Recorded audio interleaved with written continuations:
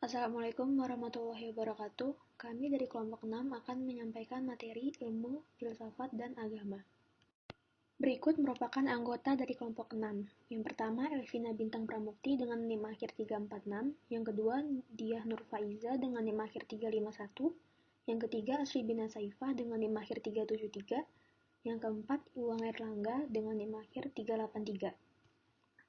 Filsafat ilmu adalah cabang filsafat yang mempelajari dan mempertanyakan secara sistematis mengenai hakikat pengetahuan ilmu yang berhubungan dalam masalah-masalah filosofi dan fundamental yang terhadap pada ilmu untuk mencapai pengetahuan yang ilmiah.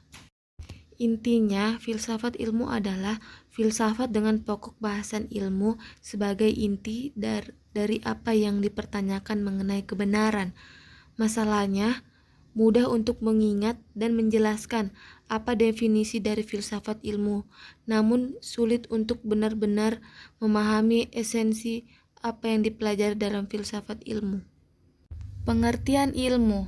Ilmu adalah pengetahuan, namun ada berbagai macam pengetahuan seperti pengetahuan biasa dan pengetahuan ilmu. Pengetahuan biasa adalah pengetahuan keseharian yang kita dapatkan dari berbagai sumber bebas dan belum tentu benar atau berdasarkan kenyataan.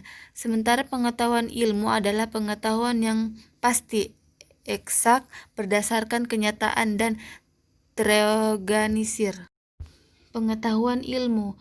Ilmu harus disusun secara sistematis dan berdasarkan metodologi untuk berusaha mencapai suatu kesimpulan atau generalisasi. Ilmu terbagi menjadi 3 kategori pembentuknya, yaitu hipotesis, teori, dalil hukum. Dalam kajian ilmu untuk membangun ilmu, jika data faktual yang terkumpul masih belum banyak atau belum cukup, maka penelitian baru membentuk hipotesis. Seperti yang dijelaskan di atas, hipotesis adalah dugaan pemikiran berdasarkan sejumlah data terbatas yang belum cukup kuat. Hipotesis akan memberikan arah pada penelitian untuk menghimpun data yang dibutuhkan. Data yang telah dihimpun dan dinilai cukup sebagai hasil penelitian dihadapkan pada hipotesis. Pengertian pengetahuan. Pengetahuan adalah apa yang diketahui atau hasil pekerja tahu. Pekerjaan tahu tersebut adalah hasil dari kenal, sadar, insaf, mengerti, dan pandai. Pengetahuan itu adalah semua milik atau isi pikiran. Dengan demikian, pengetahuan merupakan hasil proses dari usaha manusia untuk tahu. Pengetahuan adalah suatu proses kehidupan yang diketahui manusia secara langsung dari kesadarannya sendiri. Orang pragmatis, terutama John Dewey, tidak membedakan pengetahuan dengan kebenaran antara knowledge atau truth. Jadi menurut Dewey, pengetahuan itu harus benar. Kalau tidak benar, maka hal tersebut bukanlah pengetahuan. Kebenaran ilmu. Kebenaran ilmu pengetahuan adalah kebenaran yang ditemukan melalui proses penalaran atau reasoning atau logika penelitian ilmiah. Dalam perkembangan pemikiran filsafat, pembicaraan mengenai kebenaran sudah ada sejak masa Plato dan Aristoteles. Perbincangan tentang kebenaran ini diawali oleh kebenaran manusia sebagai makhluk yang berpikir. Ilmu pengetahuan pada hakikatnya merupakan segenap apa yang kita ketahui tentang suatu objek tertentu, termasuk di dalamnya ilmu pengetahuan itu sendiri. Dan ilmu pengetahuan merupakan khazanah kekayaan mental yang turut memperkaya kehidupan manusia. Kita boleh mengajukan pertanyaan kepada siapa saja, tetapi pada hakikatnya kita mengharapkan jawaban yang benar. Dan yang menjadi tujuan ilmu pengetahuan ialah tercapainya kebenaran. Untuk mencapai tujuan itu, yakni kebenaran, perlu menempuh cara yang dikenal dengan metode ilmiah, menurut Endang Saifuddin 1979-57, dan cara yang dilalui oleh proses ilmu pengetahuan sehingga mencapai kebenaran menurut koki hipotetiko verifikasi adalah yang pertama, perumusan masalah. Yang kedua, penyusunan kerangka berpikir dalam mengajukan hipotesis. Yang ketiga, perumusan hipotesis. Yang keempat, pengujian hipotesis. Dan yang kelima, penarikan kesimpulan. Kebenaran atau penjelasan ada 4 macam, yaitu yang pertama, kebenaran atau penjelasan deduktif. Segala sesuatu dianggap benar jika ada yang mengawalinya atau pendahulunya. Yang kedua, kebenaran atau penjelasan teleologis, kebenaran yang berkaitan dengan agama. Yang ketiga, kebenaran atau penjelasan probabilistik, yaitu kebenaran yang belum pernah diuji kebenarannya. Dan yang terakhir ada kebenaran atau penjelasan genetik. Kemudian ada sifat kebenaran antara lain yang pertama, struktur yang rasionalis, logis. Yang kedua, dapat diterapkan atau pragmatis. Dan yang terakhir, empiris. Yang selanjutnya adalah filsafat dan agama. Perbedaan filsafat dan agama. Istilah filsafat dan agama mengandung pengertian yang dipahami secara berlawanan oleh banyak orang. Filsafat dalam cara kerjanya bertolak dari akal, karena itu banyak kaitan dengan berpikir. Sedangkan agama bertolak dari wahyu, maka agama banyak terkait dengan pengalaman. Filsafat membahas sesuatu dalam rangka melihat kebenaran yang diukur, apakah sesuatu itu logis atau tidak. Agama tidak selalu mengukur kebenaran dari segi logisnya, karena dalam agama ada yang makulil makna dan ghairu makulil makna. Pertentangan tentang agama dan filsafat.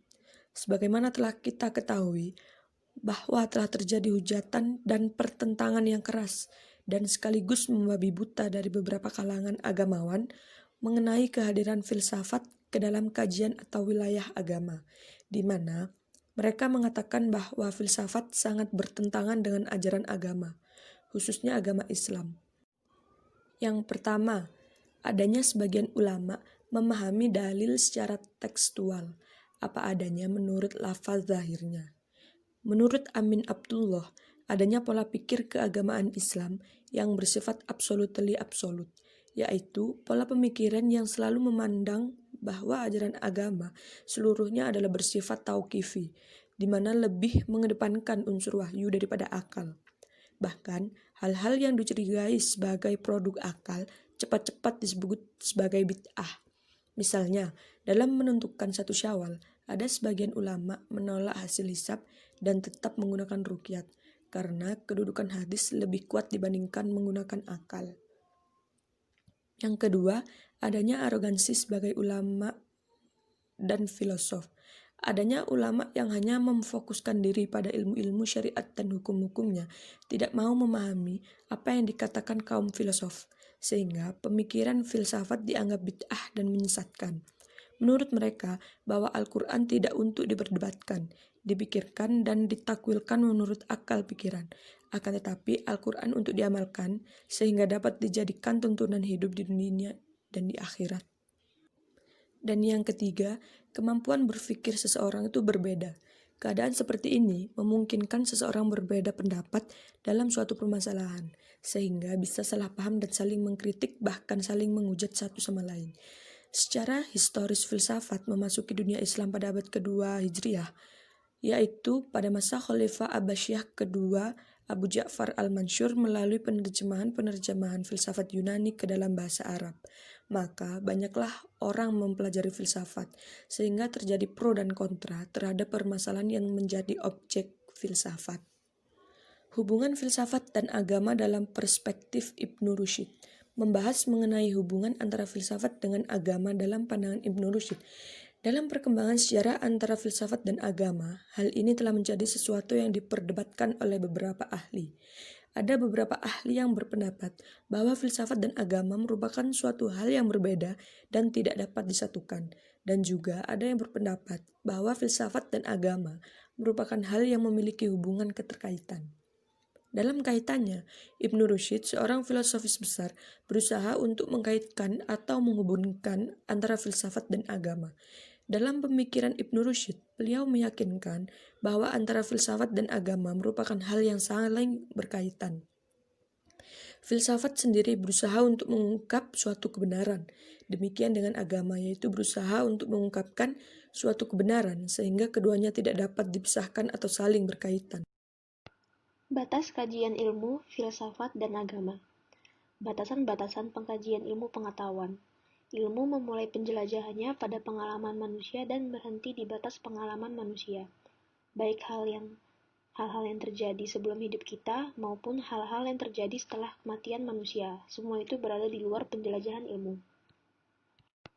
Relasi antara ilmu pengetahuan, filsafat, dan agama. Pada dasarnya, filsafat merupakan induk dari segala ilmu dan dapat dikatakan bahwa semua ilmu pengetahuan pada mulanya berasal dari kajian filsafat. Ilmu pengetahuan dikembangkan dalam rangka melaksanakan amanah Allah dalam mengendalikan alam dan isinya. Sehingga dengan bertambahnya ilmu pengetahuan, seseorang bertambah pula petunjuk Tuhan atau Allah.